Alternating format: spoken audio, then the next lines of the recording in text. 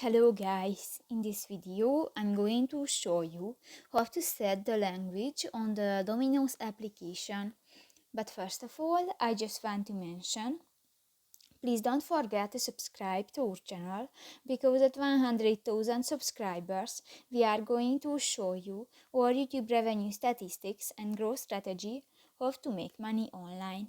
So let's jump into it. First of all, open the application on your device. This will take 5 minutes when the application is uploading. And click to the settings icon at the upper right corner of the screen. Here go to the language section and click that.